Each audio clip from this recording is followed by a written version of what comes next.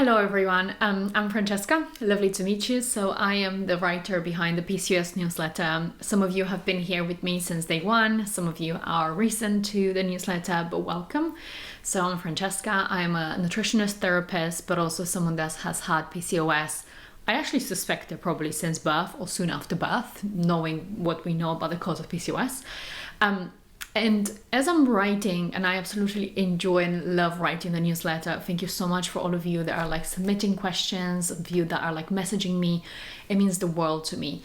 But as I'm writing, I do feel like certain topics are just a bit too complex. And when I try to break it down within writing, I am often feared that by the end of it, I have lost you. So I would really like to try something new and actually do a video format for certain things that I think are a bit complicated. So let's see how it goes. I would love to hear which format you prefer, and then we take it from there. We see if we do it for all of them or we do it for some of them and so forth. So without further ado, let's get into this week's question. So this week's question is very specific to inflammatory PCOS, and someone is basically asking how do you actually know if you have inflammatory PCOS?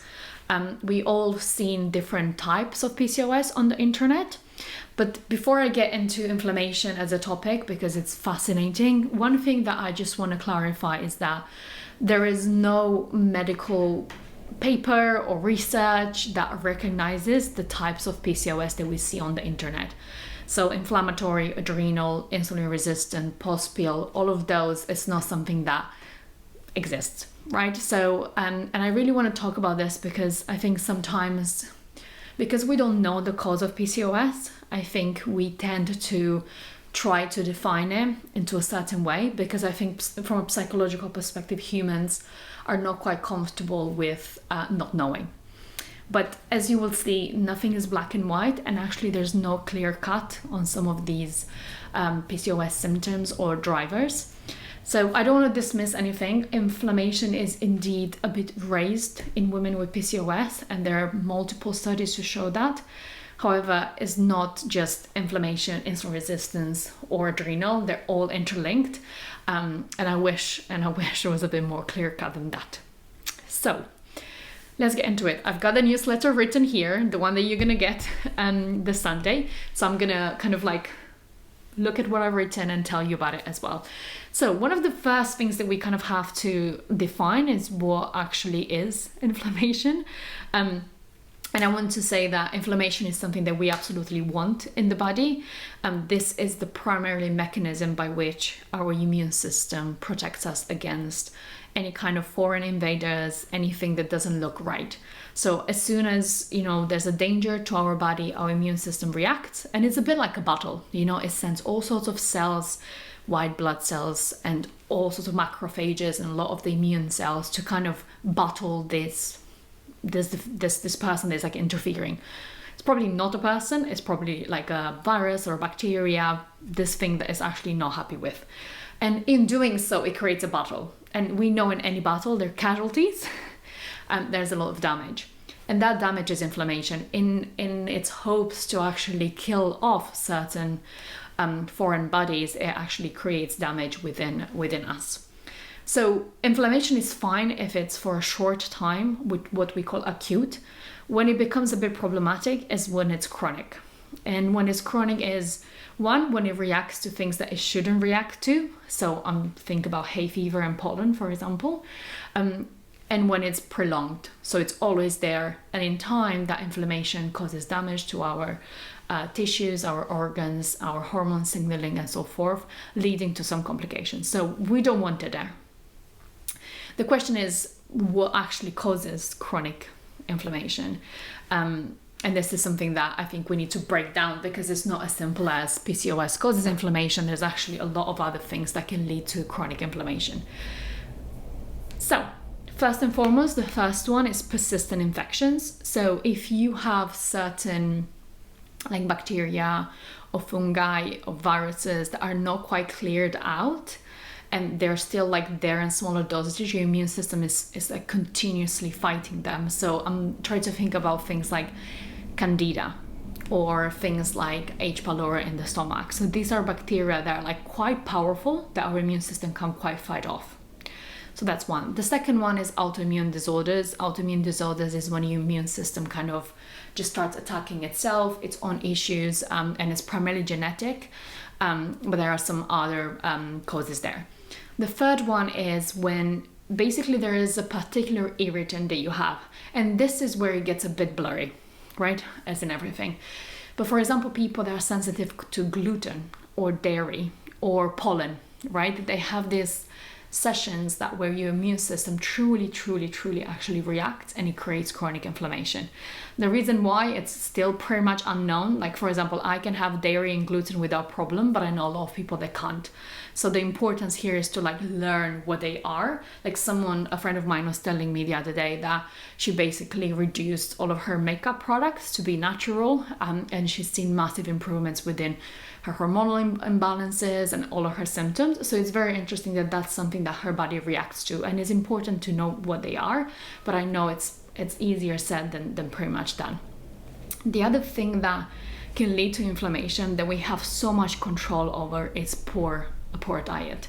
There are certain things within our diet that actually can cause inflammation. So I'm talking about very high in sugar foods. So I'm talking like processed sugar, saturated fats also, and also all of the different toxins and preservatives and etc that we find within processed foods. So all of these can actually create an inflamed state in our body, and it's something that we can easily result in. The other one that it's a lot in our control is excess adipose tissues. So adipose tissue or fat around the abdomen it basically creates inflammatory markers. Like it's able to create inflammation, and the more we have it, the worse it gets. And this is probably one of the reasons why weight loss is one of the main advice given to women with PCOS. And I know when we say weight, they're like, okay, weight loss. No, it's actually the weight of adipose tissue and the amount that we have that actually creates problems rather than weight loss overall. So yeah, these are some of the stuff that actually leads to chronic inflammation. And the truth is, there are certain markers that we can actually test for, which is great because now we can learn about how bad it is, right? And because I think that's something that's very important, and I'm like a bit sometimes like I'm slightly frustrated with the industry when we say, oh, chronic inflammation as a blank statement. Actually, there's a way to know whether you have it, and there's also very easy way to know how bad it is in general. So one of the main markers that we can actually test for inflammation is something called CRP, which is C-reactive protein.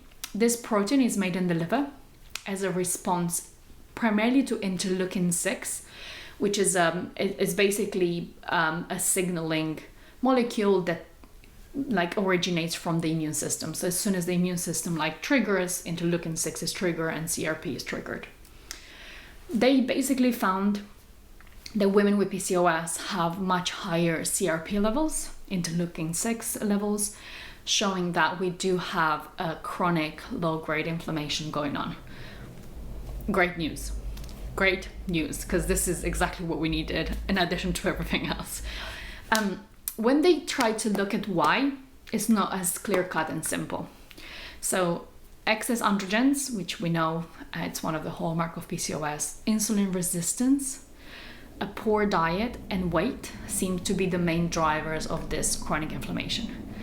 And the bad news is that these drive inflammation, and then inflammation makes this worse. So we have this vicious cycle that keeps going on and on and on and on that we need to remove ourselves from. So how do we know if we have it? And that's something that we can test. There is a very, very inexpensive test that you can do at home, very similar to the vitamin D one, where you send your blood test in and then it tells you, and that's measuring your CRP levels.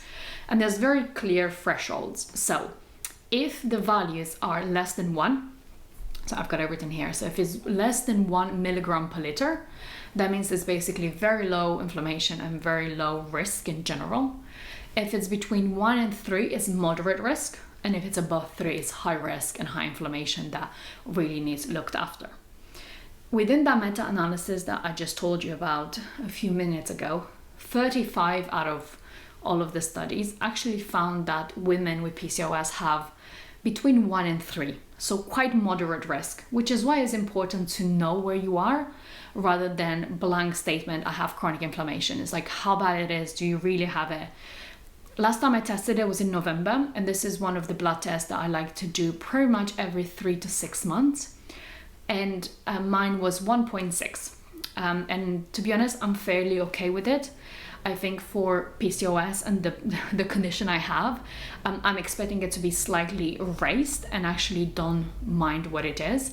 But obviously I'm constantly doing things to improve them. So now leads me on to what can we do to actually improve it? And there's things that are within our control and there's stuff that is outside of our control. So one of the main things is obviously getting your androgen and insulin levels in balance, which is something that we're always trying to do through lifestyle and diet and exercise, etc., and the supplementation we take. The second one is, if you think that your body reacts to something, try to remove it and see what happens. I do not agree with the blank statement of everyone that has PCOS should go gluten-free or dairy-free or whatever free, because that's not true. Not everyone is sensitive to these things. However, if you find yourself that you're having gastrointestinal issues as a result of it, I would give it a try to remove it to see if anything happens. But don't do it if you don't. I can eat cheese and I'm fine, for example, and I consider myself blessed. I know some of my friends that don't. But it would be a good idea to try it out. And this is a lot of trial and error, which can be a bit long-winded and frustrating, but it's worth a go. The other thing is really lowering foods that are high in sugar and saturated fat. This is the number one rule.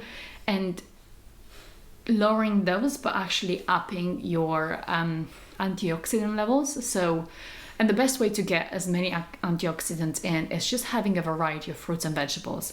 Of course, there are certain fruits that might have more, like blueberries, but in general, the more variety we have in our diet, the more adequate levels of antioxidants we have. Antioxidants are super important for inflammation, primarily because it's basically what comes and like clears out the inflammation. And actually, like, it's almost, if you think about it, if there's a conflict and war, whoever builds back whatever got damaged is antioxidants, and we need them. The other key micronutrient that I really want you to be sure that you get enough in your diet is omega-3s. Omega-3 is basically an imbalance between omega-3 and omega-6 coming from saturated fat is pro-inflammatory. The moment that we have enough omega-3, it's anti-inflammatory. So unless you have fish 2 to 3 times a week, I would recommend supplementing. I don't like fish, I'll be very honest, so I do supplement. But if you do, please make sure you get it in because it's delicious. And lastly, obviously, exercise and lowering your adipose tissue levels. So I'm not talking about weight loss, I'm talking about specifically losing fat through diet and exercise. So this is it. You can see there's no like magic pill, there's no bullet pill, and most of all, there's no such thing as an anti-inflammatory diet.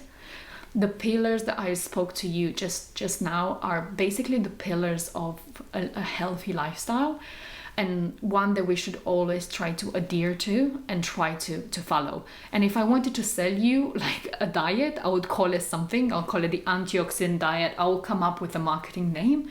However, that is not in my interest, and I want to tell you that these are the pillars that would not only lower inflammation, but will help you with your androgens or your insulin resistance, and hopefully give you your period back and ovulation and be healthy. So that's it. I think that's all I have for today. I really hope you enjoyed it. Let me know which format do you prefer, whether you think this is better, whether you enjoy reading. I know some of you will prefer one or the other, but I'd love to hear your thoughts, and lovely to meet you and lovely to see you.